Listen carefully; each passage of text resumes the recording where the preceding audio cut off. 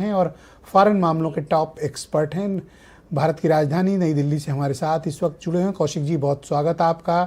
मैं आपसे जानना चाहता हूं कि अगर वेनेजुएला के राष्ट्रपति ड्रग्स के मामले में अमेरिकन किसी भी कानून के तहत वांटेड थे तो उनको आप उठा ले गए। अगर एक पक्ष ये माने कि ठीक है आपके यहाँ वांटेड थे, आप उठा ले गए, लेकिन राष्ट्रपति ट्रंप का ये स्टेटमेंट दरअसल पूरे इस अभियान की पोल खोलता है कि हम वेनेजुएला चलाएंगे और हमारी ऑयल इंडस्ट्रीज वहां जाएंगी और वहां के ऑयल इंफ्रास्ट्रक्चर पर हमारा कंट्रोल होगा।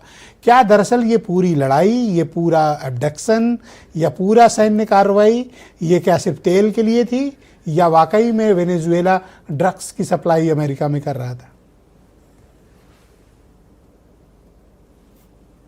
देखिए ब्रजेश जी, पिछले 5 वर्ष की यदि हम समीक्षा करें तो निश्चित तौर से अंतर्राष्ट्रीय स्तर पर आप देखेंगे कि दोस्त दोस्त नहीं रहे और दुश्मन दुश्मन नहीं रहे।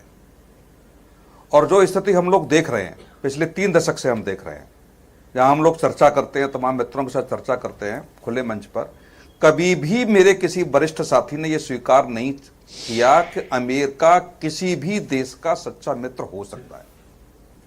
पिछले 2 दशक से हम एक लंबी कहानी लिख रहे थे कि एशिया में हमें अहम साथी मान करके अमेरिका चल रहा था और बड़ी बड़ी बातें हमारे देश के बारे में कह रहा था। तब भी तमाम वरिष्ठ पत्रकारों ने, राजनीतिक विशेषज्ञों ने और रक्षा विशेषज्ञों ने कहा कि हम अमेरिका को सच्चे मित्र के रूप में नहीं देख सकते।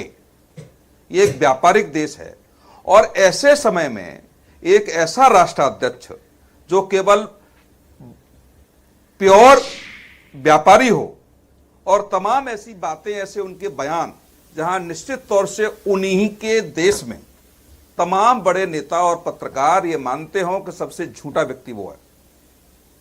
और तमाम ऐसे निर्णयों की जब हम लोग समीक्षा करेंगे तो पाएंगे कि जो भी पटकथा या जो भी लाइन ट्रंप के नेतृत्व में अमेरिका में खींची जा रही है वो निश्चित तौर से बड़े स्तर पर स्थिति ठीक नहीं है उसकी। और जो कुछ करके किया राष्ट्रपति या उनकी पत्नी का अपहरण करके जो एक संदेश देने का प्रयास अमेरिका के राष्ट्रपति जी ने किया है, निश्चित तौर से आप मान के चलिए ब्रजेश जी, वो एक लंबी लाइन खींचती है जो अब हर देश को सोचने को मजबूर करेगी अमेरिका के साथ चलने के लिए। या तो अमेरिका की बात मानिए, नहीं मानेंगे तो वो कुछ भी किसी हद तक जा सकता है।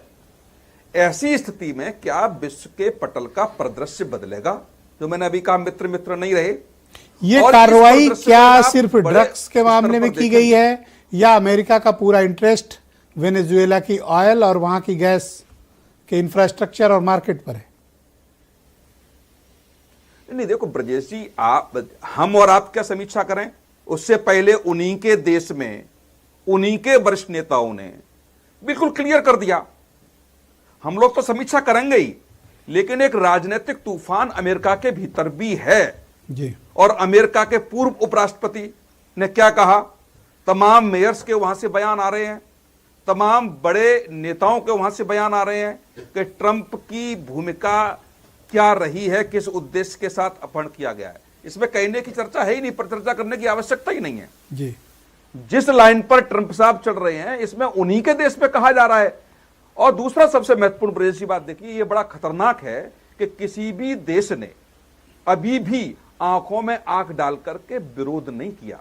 अपील की जा रही है, कह रहे थे जी। अपील और विरोध में बहुत अंतर होता है जी। तो ये मुझे लगता है सारे देशों के राष्ट्राध्यक्ष को देखना पड़ेगा, समझना पड़ेगा कि जिस सर, अब तो बंकर बनवा के स्टील वाला उसमें सोइए, पता नहीं कब अमेरिका किसके साथ क्या कांड कर दे। बहुत शुक्रिया।